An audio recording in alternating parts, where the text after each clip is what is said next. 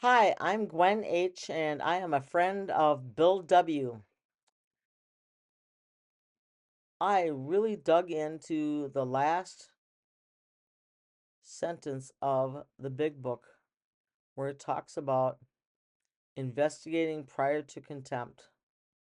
And since I got into recovery in 2012, I've really had this motto for myself that intelligent people investigate before they make decisions.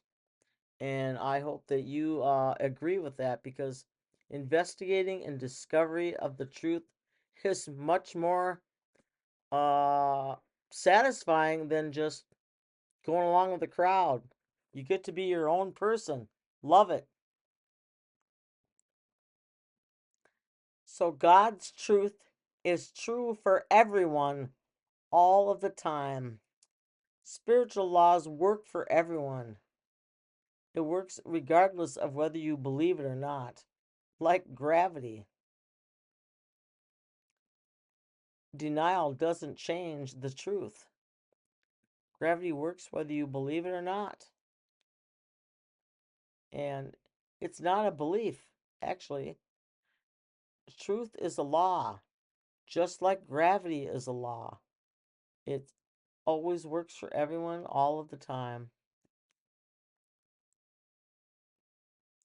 Since it was written by the first 100 who found recovery from alcoholism, the big book in the back of it has a pages 567 and 68. It really explains the difference between spiritual awakening and spiritual experience. Look at their choice of words. With the word emphatically,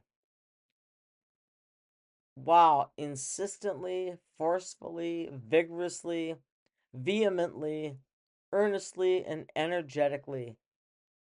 I can just picture that first 100 standing here, jumping up and down and trying to get us to listen to them, begging us to be open minded.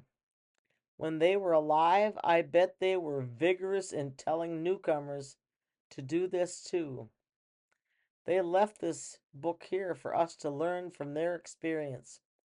They were at ground zero with Bill Wilson, so I am betting these words were the most forceful they could use to get a suffering alcoholic's attention. Moving right along with my analysis of this big book excerpt, the next sentence that I kind of took apart was provided he does not close his mind to all spiritual concepts. And I went and I looked up synonyms for the word provided and synonyms for the word all. And I changed the sentence there to use these synonyms.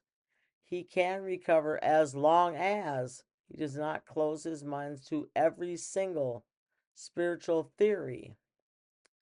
He can recover if and only if he does not close his mind to every single spiritual hypothesis.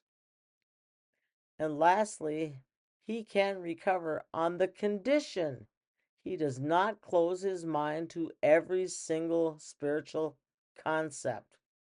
So I think they're telling you right here is that this is a condition you will not find recovery if you cannot get over this spiritual open mindedness. And I just found that very enlightening to look that over.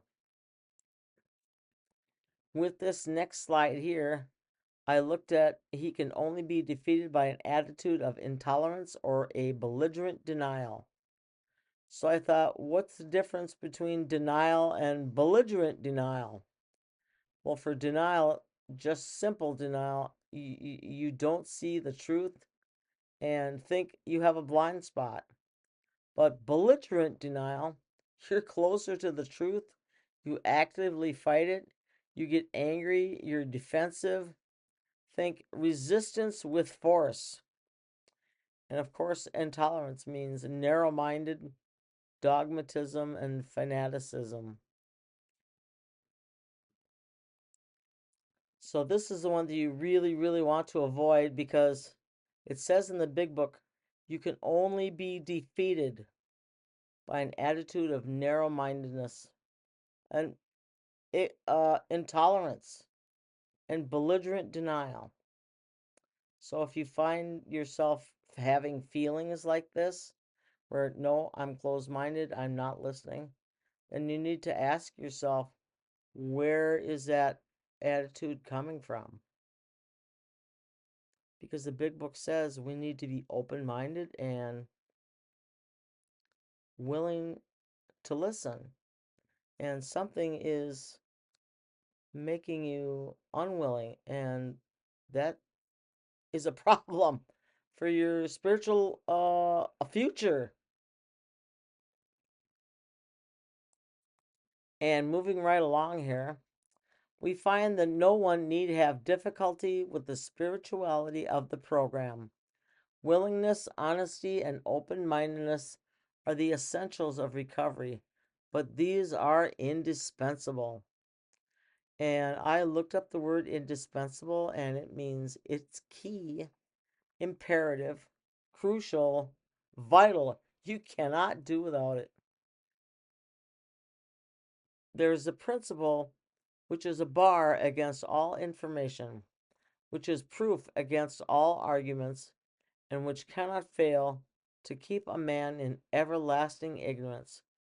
That principle is contempt prior to investigation. And in order to simplify that, I got out my handy tool and I simplified that statement. If you reject something before looking at it, you will never learn the truth. Dismissing something before examining it keeps you stuck in ignorance. Contempt shuts the door before truth has a chance to enter. Rejecting before investigating blocks understanding. So they were very vehement about making sure that we understood this. And for those of you who understand some of the words in here, I really like to dig into the words' meaning so that I know absolutely what they mean.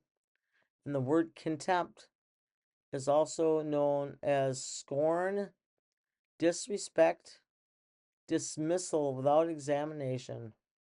Think, I already know, and it's not worth considering. It's an attitude before thinking.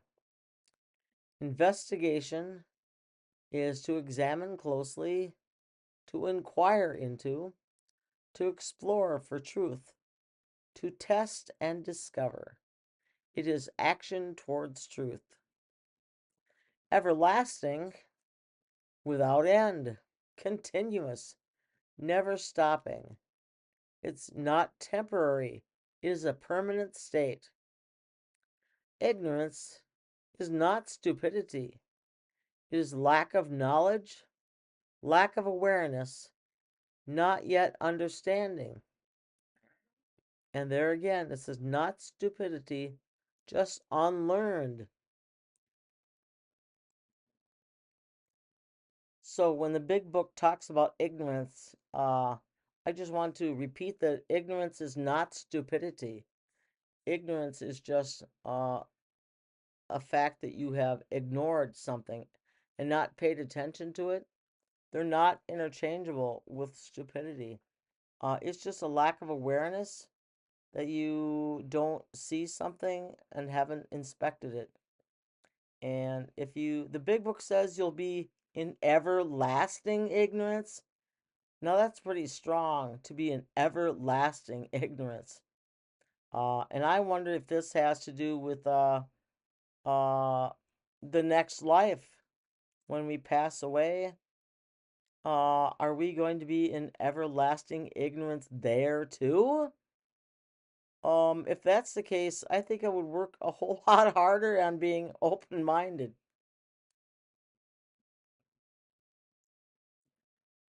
And there are different forms of contempt. First, we have quiet contempt, which is subtle. That won't work for me. I already tried that. Did I really? Tuning out when certain words are used, such as God or spiritual. Only listening for what I disagree with. It looks like I'm reasonable, but it blocks my learning. Then there's intellectual contempt, needing to understand everything first, picking apart wording instead of hearing the meaning. Prove it before I'll even consider it.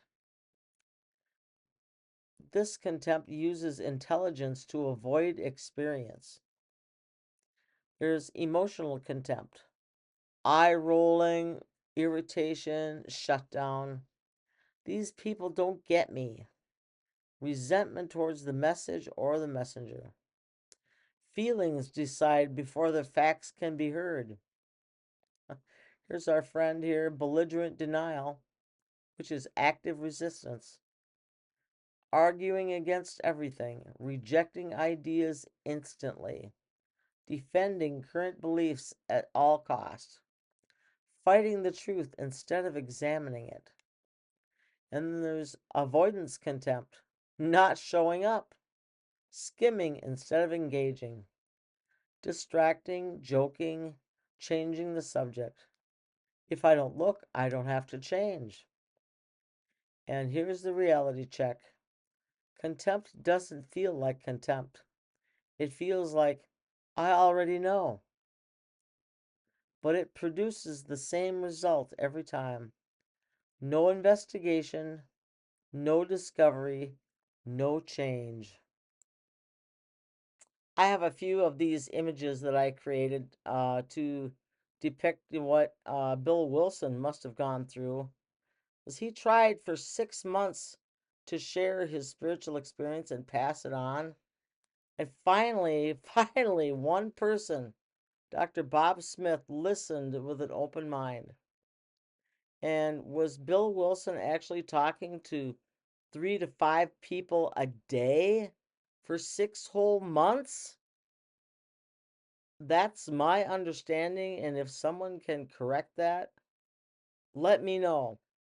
Because that is a lot of people that he went through before he found one person who was willing to listen to him. He was scorned and ridiculed and disrespected for 6 whole months before he found one person who would listen to him. Wow, he went through a river of shit to pass this message on, didn't he? So now here is the flip side of contempt. This is where you will find yourself if you are willing to investigate. There's different forms of investigation. First, there's quiet investigation, and it's subtle.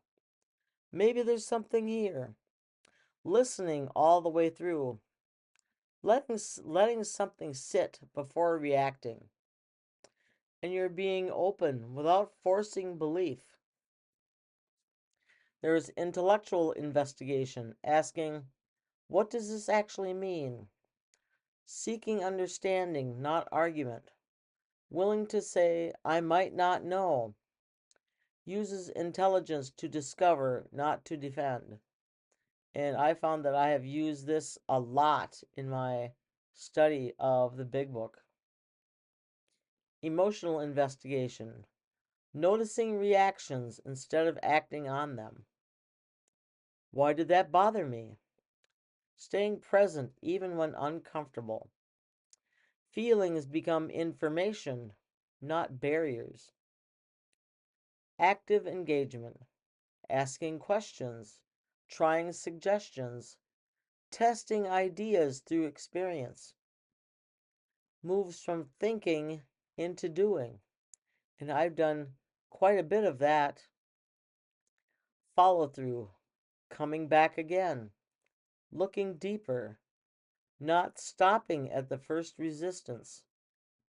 Truth reveals itself over time, and I have done some in depth follow through with some of my family history that has revealed some shocking truths that I would never have guessed.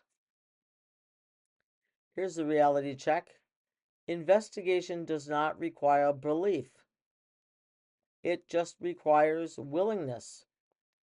Investigation leads to discovery, which leads to experience, which leads to change. And I found that when I've used this technique, I have grown so much more than I ever could when I didn't want to learn. So if you like to learn, this is your place. So what I recommend is to start investigating and investigate things that you're interested in, that your curiosity draws you to. And I can tell you some of the things that I was drawn to. Of course, I studied Bill Wilson and Lois Wilson. I looked into William James, and there's a whole bunch of YouTube videos about him and about his studies. Carl Jung. I can't tell you that I read a lot of stuff, but I found YouTube videos that explained to me everything I wanted to know about him. And I looked into Frank Buckman and the Oxford groups, which is really, really eye-opening in how they started and how that all came about. There were a lot of pieces that came together in order for Bill Wilson to even have his spiritual experience. One that I didn't really probe into was prohibition, which was, the climate of the time they were living in. I did look a little bit into the existentialists. David Thoreau is one that I can remember. I know there's more, but I can't remember their names.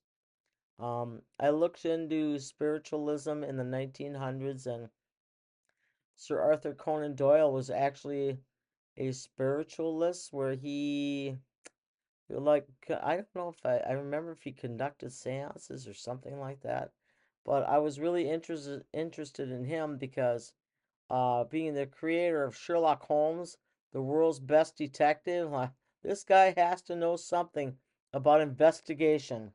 So that's kind of where my curiosity led me. It's up to you where your curiosity leads you. And while I was conducting my investigations, it really kind of felt like I was on a treasure hunt or playing hide and seek. And I remember in like the 90s that I used to play this video game called The Legend of Zelda. And boy, did I ever get into that game. It was really great. Um, you got, found treasures and things like that, but you always had to be constantly looking, and the rewards didn't come if you stopped looking. And I don't think they gave you hints either.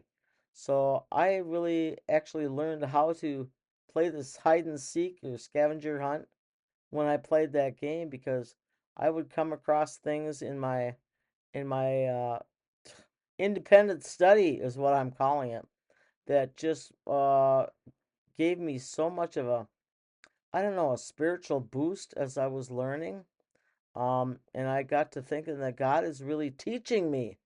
So I just became like a student of learning, and I really enjoy learning.